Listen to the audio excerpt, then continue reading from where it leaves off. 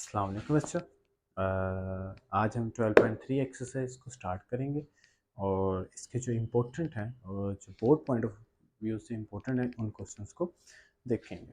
और चलो स्टार्ट करते हैं बच्चों। हम अपना क्वेश्चन एक्सरसाइज 12.3 स्टेटमेंट वाले हैं बेटा, इसलिए मैं स्टेटमेंट को यहाँ नहीं मेंशन करूँगा। तो कोशिश करो आपके हाथ में एक अदद तो बुक होनी चाहिए। अगर मैं स्टेटमेंट आपके सामने रीड आउट करूँगा वो स्टेटमेंट आपको समझ आएगी, अगर वो बुक आपके सामने अगर आपके हाथ में हो। तो चलो इसको देखते हैं क्वेश्चंस को। इन क्वेश्चंस को देखने से पहले हम एक छोटी सी बात को समझ लेते हैं। एंगल ऑफ एलिवेशंस और एंगल ऑफ दिस डिप्रेशंस। हम दो एंगल्स को समझ लेते हैं, एंगल ऑफ एलिवेशंस और एंगल ऑफ डिप्रेशंस होते क्या हैं और इनको डील कैसे किया जाता है। अब देखो इसको सिंपली समझ लेते हैं। एक परसेंट है, परसेंट कह रहा हूँ, एक पर्सन है। यहाँ पे मेरे पास एक पर्सन है, ठीक है, ठीक हो गया। अब ये जो पर्सन है, अब ये लेट करो अगर ये अपना पॉइंट यानी अपना फेस स्ट्रेट यानी इसका जो एंगल है इस पॉइंट पे ये अपना फोकस कर रहा था। क्लियर लेट करो कि ये एक पर्सन अपना ऑब्जेक्ट एक स्ट्रेट देख रहा था, एक स्ट्रेट लाइन में देख रहा था जिसे हॉरिजॉन्टल लाइन बोलते हैं, और एक ऑब्जेक्ट था यहाँ।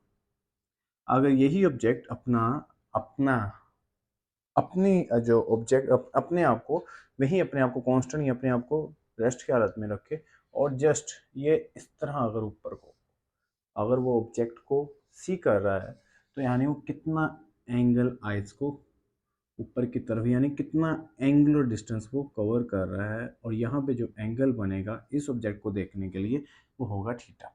चलो एक और देखते हैं। अब ये देखो, ये मेरे पास एक मार्कर है। अब ये मार्कर को मैं एज इट इज इस तरह देख रहा हूँ।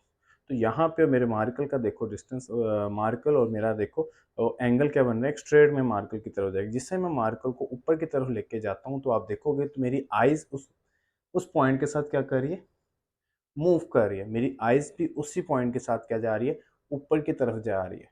अब यहाँ से और यहाँ तक का जो डिस्टेंस है मेरी आइज की एंगल्स का, मेरे आइज के एंगल्स हैं, जो मेरे आइज का डिस्टेंस है वो एंगुलर डिस्टेंस हो रहा है। तो एक सर्कुलर के अंदर ये पाथ में आ रहा है। तो यहाँ से लेके जो यहाँ तक जो पाथ है मेरे पास वो इसका क्या है, एंगल ऑफ एलिवेशंस।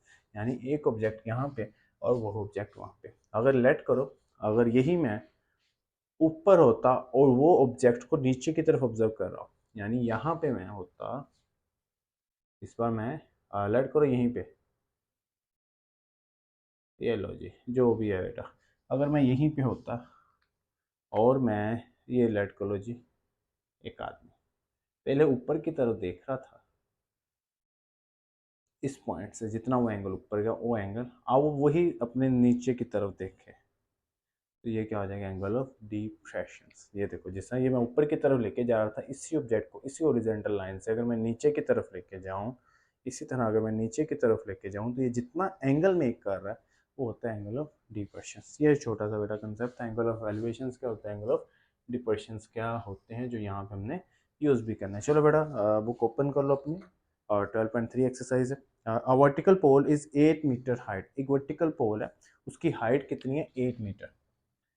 एक वर्टिकल पोल है, उसकी हाइट कितनी है, 8 मीटर। ये उसकी हाइट होगी 8 metre. And length of its shadow, और इसके जो शेडो की लेंथ, हमें जाहिर सी बात है इसका शेडो कहाँ होगा, एक उसका शेडो कहाँ होगा, सरफेस ऑफ द अर्थ पे। शेडो हमेशा सरफेस ऑफ द अर्थ पे होगा। एक पोल है, उसका जो शेडो है वो ये है, अर्थ पे इसका शेडो है। क्लियर बच्चों। What is the angle of elevation, angle of elevation हमने फाइंड करना है of the sun at the movement पे, of the sun at the movement पे हमने उसका एंगल ऑफ एलिवेशन फाइंड करना है। इसका क्या करना है, हमारे पास एंगल ऑफ एलिवेशन, अगर इसका शेडो 6 मीटर पर हो तो हमने एंगल ऑफ एलिवेशन फाइंड करना है of the sun at the movement पे। तो यहाँ पे जो मेरे पास एंगल ऑफ एलिवेशन जो बनेगा, यहाँ पे जो एंगल ऑफ एलिवेशन बनेगा वो मैंने क्या करना है जी, फाइंड करना है। ठीक हो गया। अब मुझे पता है इस एंगल के जो सामने होता है वो परपेंडिकुलर होता है, 90 के जो सामने होता है वो क्या होता है, हाइपोटेन्यूस होता है, वो यही होती है, वो बेस होती है।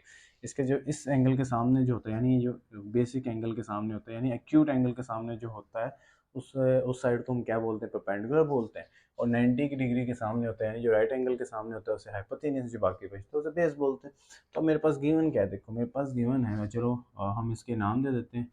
ये मेरे पास एक होता है, ये होता है बी, और ये होता है सी।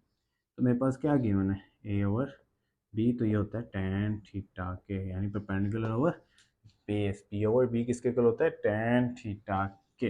अब ये tan थीटा ए मेरे पास क्या है बेटा, फाइंड करना है, और बी मेरे पास क्या है, 6 मीटर। फाइंड क्यों करना है, ए गिवन तो है बेटा 8 मीटर, 8 मीटर। तो मैं इसको डिवाइड करूंगा, tan theta is equal to 8 divided by 6 metre. Where is calculator, 8 divided by 6, तो ये आंसर आ जाता है बेटा 1.33, 1.33। और यहाँ पे मैं थीटा लेता हूँ इनवर्स, तो ये आ जाएगा 1.33। तो tan इनवर्स यहाँ पे लेता हूँ, और आई होप कि आपको ये आता है। तो थीटा आता है, और tan इनवर्स लेने के बाद हमने डिग्री बटन प्रेस करना कंपल्सरी है बच्चों। और ये 48 सेकेंड। क्लियर बच्चों, आई होप कि आपको समझ आया होगा। एक 8 मीटर हाइट थी उसकी, और उसका शेडो ये था, हमने एंगल फाइंड करना था, तो मेरे पास पी ओवर बी गिवन था, तो मैंने tan थीटा यूज कर लिया। अब नेक्स्ट देखो, a man 18 diameter tall, a man 18 diameter toll,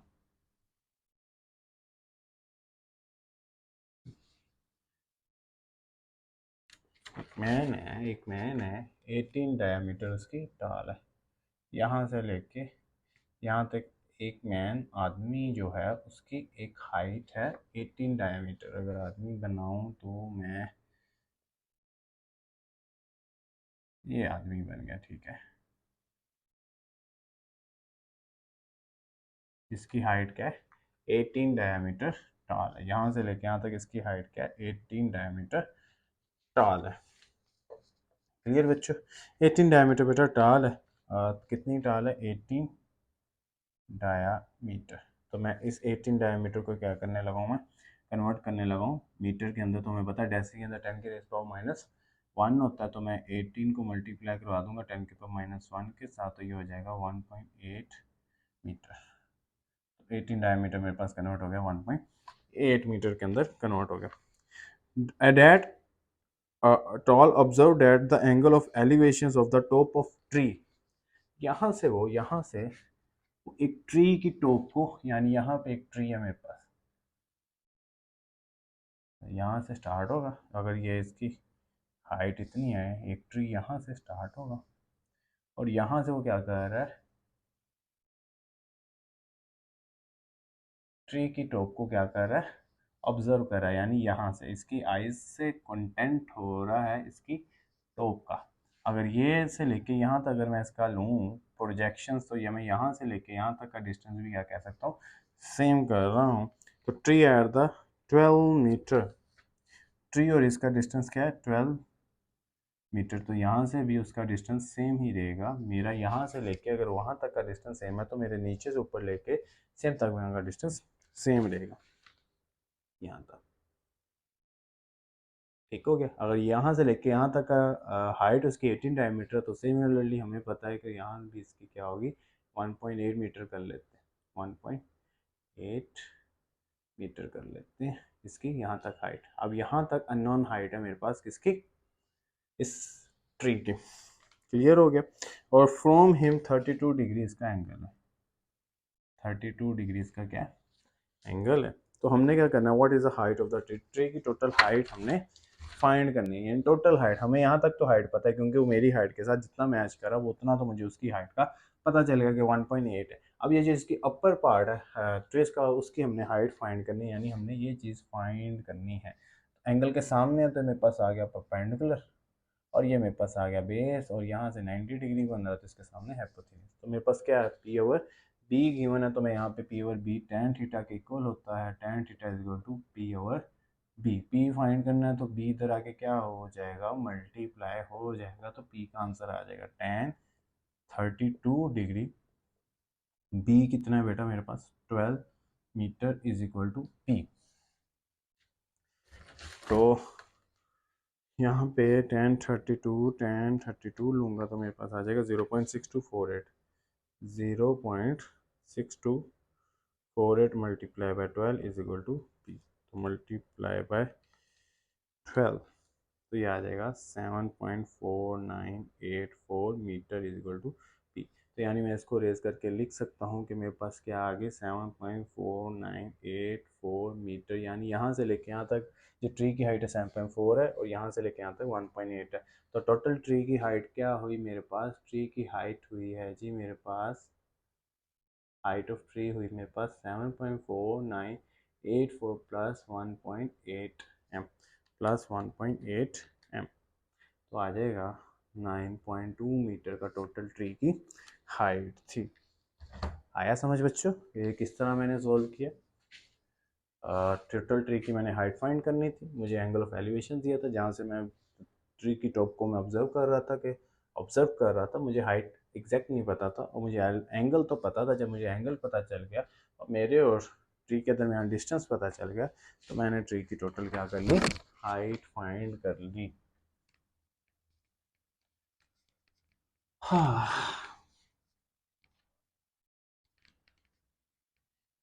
चलो जी बच्चों नेक्स्ट की तरफ चले। नेक्स्ट देखिए at the top of cliff 80 metre height. चलो जी टॉप ऑफ ट्री पे मैं जा रहा हूँ और इसकी टोटल क्लिफ की जो हाइट है वो 80 मीटर हाइट है, वो 80 मीटर, 80 मीटर लो बेटा 80 मीटर उसकी हाइट है। The angle of depression of the board, अब एंगल ऑफ डिप्रेशन बना रहा है, यानी जो मैं टॉप ऑफ पे हूँ, टॉप ऑफ हाइट पे जो हूँ, यहाँ पे मैं हूँ, यहाँ पे मैं, यानी यहाँ पे मेरे पास एक समुंदर है और यहाँ पे मेरे पास क्या है जी, एक बोट। चलो जी मेरे पास एक बोर्ड है, ठीक हो गया। मैं यहाँ से टॉप ऑफ क्लिफ से इसको ऑब्जर्व कर रहा हूँ, ठीक हो गया। और यहाँ से जो एंगल बोर्ड का बन रहा है depression, angle of depression, how far is the board from the Cliff, तो ये क्लिफ से कितनी दूर है जी मेरे पास बोट, क्लिफ से कितनी दूर है जी मेरे पास बोट। तो यहाँ पे जो एंगल बन रहा है, यहाँ से यहाँ का एंगल बेटा उन्होंने लिखा हुआ, यहाँ पे जो एंगल बन रहा है वो कितना मेरे पास बन रहा है जी, मेरे पास बन रहा है जी 12 डिग्री। तो आई होप आपको समझ हो गया कि हमने क्या फाइंड करना है, बी फाइंड करना है। हमने क्या फाइंड करना है जी बच्चों, बी फाइंड करना है, ठीक हो गया। अगर मैं अपना ही हॉरिजॉन्टल लाइन बेटा लगा रहा हूँ कि अगर मैं इस ऑब्जेक्ट से, अगर मैं खुद को स्ट्रेट की तरफ देखता तो इधर था, तो बोर्ड की तरफ देखता तो ये जो एंगल है ये मेरे पास angle 12, opposite angle are congruent, opposite angle are congruent, तो कोई बात नहीं। तो ये मेरे पास बेटा क्या आ गया, फिर टेन थीटा आ गया बेटा, तो tan theta is equal to P over B, B find करना है तो मेरे पास आ जाएगा P over tan theta. P find करना है तो पी मेरे पास कितना है 80, टेन 12 डिग्री 80 और ten ten ten ten ten 12 degree जी, ten ten ten ten 12 degree है जी बेटा मेरे पास 0.2125। तो मैं 80 पे डिवाइड करूँगा, 80 डिवाइडेड बाय 0.2125, तो ये मेरे पास आंसर आ जाएगा बच्चों 376.47 मीटर फार था मुझसे क्लिफ से बोर्ड का डिस्टेंस। क्लियर बच्चों। अब नेक्स्ट करते हैं जी, नेक्स्ट है जी ladder leaning against the vertical wall.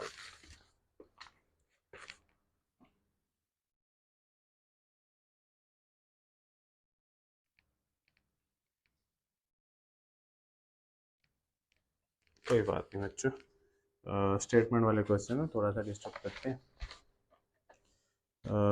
लेकिन हम ट्राई करते हैं। A ladder leaning against a vertical wall make an angle, एक लेटर है और एक वाल पर क्या है, लीनिंग यानी लगाई गई है। यहाँ पे मैं यहाँ पे लगा देता हूँ, ये मैं लगा देता हूँ, ठीक हो गया, ये मैंने वाल लगा दी, ठीक हो, यहाँ पे मैंने एक वाल लगा दी।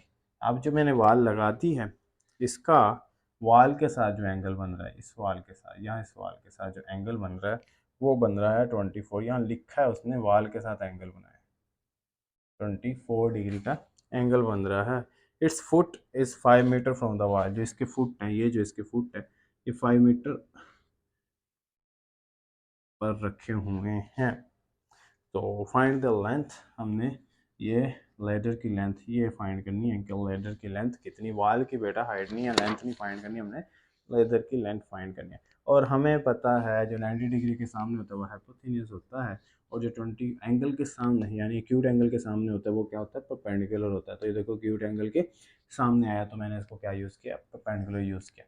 तो मैंने पी ओवर एच वाला फॉर्मूला यूज़ कर लेना। पी ओवर एच किसके इक्वल होता है बेटा, साइन थीटा के इक्वल होता है।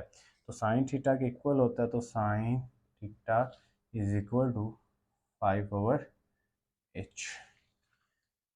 5 ओवर एच क्यों, मैं यहाँ पे पहले कर लूँ कि फाइंड क्या करना है, एच फाइंड करना है, तो मेरे पास आ जाएगा H is equal to P over sine theta. तो H is equal to P कितना है बेटा, 5 metre divided by sine 24, 5 divided by sine 24। मैं लेता हूँ बच्चों साइन 24, साइन 24 तो आ जाता है 0.4067, 5 डिवाइडेड बाय 0.4067 तो आ जाता है जी 12.29 मीटर। तो लैडर मेरे पास कितनी मीटर की थी, 12.9 मीटर की मेरे पास बेटा लैडर थी। ये बड़ा इसके इंपॉर्टेंट क्वेश्चन है, बहुत बहुत ज़्यादा इंपॉर्टेंट क्वेश्चन है। कुछ और भी इसके इंपॉर्टेंट क्वेश्चन है तो उसको इसके नेक्स्ट वीडियो पे बेटा इंशाल्लाह इसको डील करते हैं। यहाँ तक इतनी प्रैक्टिस करो जितनी कर सकते हो, जो टफ लगेगा बताना ज़रूर, हम उसको कोशिश करेंगे कि ईजी वे में कर लें, और बस प्रैक्टिस करो। जज़ाकल्लाह।